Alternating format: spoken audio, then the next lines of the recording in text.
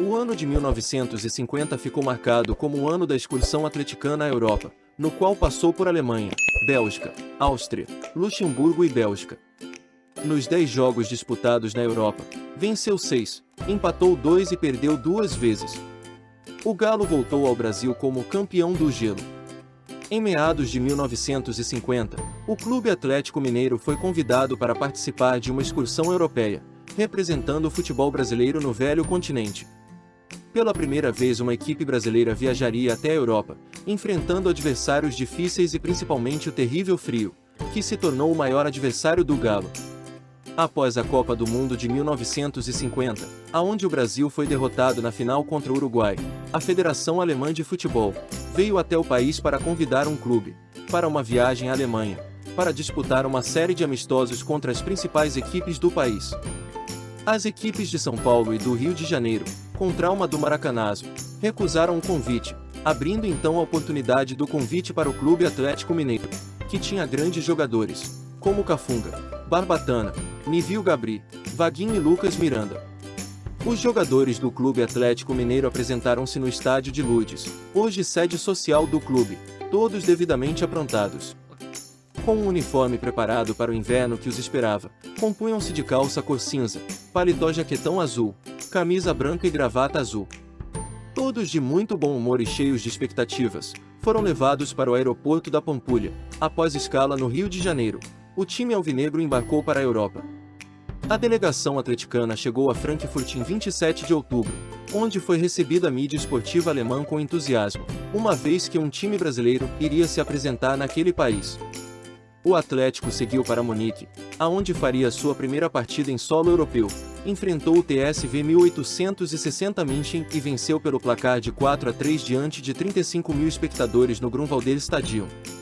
Logo após a partida, o Atlético embarcou para Hamburgo, onde venceu o Hamburg SV por 4-0. Em apenas 24 horas após o time alvinegro já estava em Bremen para enfrentar o Werder Bremen. Pelo desgaste das breves viagens e pouco descanso entre as partidas, o clube brasileiro foi derrotado por 3-1.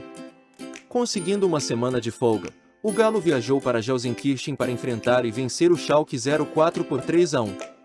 Após os jogos na Alemanha, o time alvinegro viajou para Viena, na Áustria, para enfrentar o Rapid Viena diante de 60 mil torcedores. A partida terminou 3-0 para os austríacos. Cabe ressaltar que a equipe era a base da seleção austríaca. O Atlético voltou para a Alemanha e venceu o Saarbrücken por 2-0, com grande atuação do goleiro adversário Erwin Strempel. 2 dias depois, em 22 de novembro, a equipe mineira estava em Bruxelas, para enfrentar o Anderlecht e com uma belíssima atuação o Galo venceu por 2 multiplicação um time belga.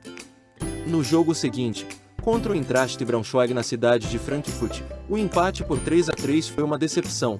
A equipe era considerada fraca e não fazia frente ao forte time alvinegro, mas o desgaste das viagens começava a atrapalhar o Atlético. No dia 5 de dezembro, o Galo foi para Luxemburgo mostrar o futebol brasileiro numa exibição contra a seleção dos clubes do país, chamado de Union Luxemburgo. A partida ficou empatada novamente por 3-3. Para encerrar a excursão europeia, não teria melhor lugar do que Paris, na França. Ao entrarem em campo, os jogadores logo escutaram o barulho de baterias e cantarola de samba e marchas. Havia uns estudantes brasileiros entusiasmados para dar apoio ao time. Eram estudantes de Belo Horizonte e outras cidades do Brasil.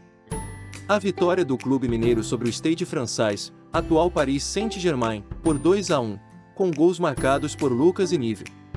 Foi um triunfo consagrador, onde o desejo de terminar a excursão com uma grande glória foi maior que o cansaço e o frio que atormentou os jogadores. Outros 2 jogos que já estavam agendados foram desmarcados devido ao estado de saúde dos atletas, contra o Arsenal FC em Londres e contra o Lille em Paris. A chegada da delegação em Belo Horizonte foi sensacional. O povo saiu às ruas para saudar seus ídolos, cortejos foram formados, pois todos queriam participar da euforia que dominava o público mineiro. À noite, estava programado um banquete. Os jogadores compareceram e este contava com a presença dos diretores do Clube Atlético Mineiro e membros da Sociedade de Belo Horizonte. As homenagens sucederam-se nos dias posteriores à chegada, com os jogadores requisitados pela imprensa e sempre contando os feitos da primeira excursão de um clube mineiro à Europa.